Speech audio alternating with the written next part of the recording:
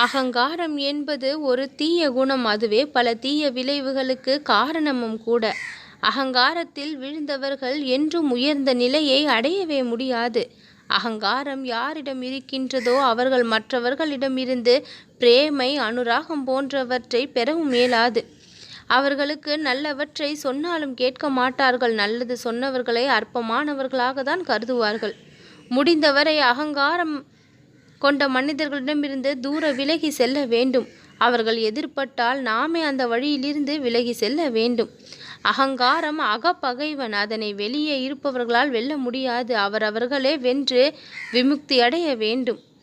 அத்தகையவர்களுக்கு ஏதேனும் துன்பம் நேர்ந்தால் அவர்களை பற்றி மற்ற யாரும் துக்கப்பட மாட்டார்கள். அவர்கள் என்னுடைய இரக்கத்தை பெற முடியாது.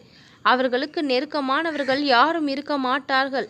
அப்படிப்பட்டவர்களுக்குள் நான் ஒரு காலம் இருக்கவும் மாட்டேன். அவர்கள் அருகில் கூட நான் செல்ல மாட்டேன். ஆகையால் அப்படிப்பட்டவர்கள் தங்களுடைய கர்மங்களை தியாகம் செய்து அவர்களின் அகங்காரத்தை என் பாதங்களில் கிடத்தினால் அவர்களுக்கு என்னுடைய கிருபை எவ்வளவாகவோ கிடைக்கும். அகங்காரம் இன்மையே என் வடிவம், என்னுடைய தத்துவம். என்னுடைய உதவியை வேண்டுபவர்கள் அகங்காரமற்றவர்களாக இருக்க வேண்டும். நல்லதே நடக்கும்.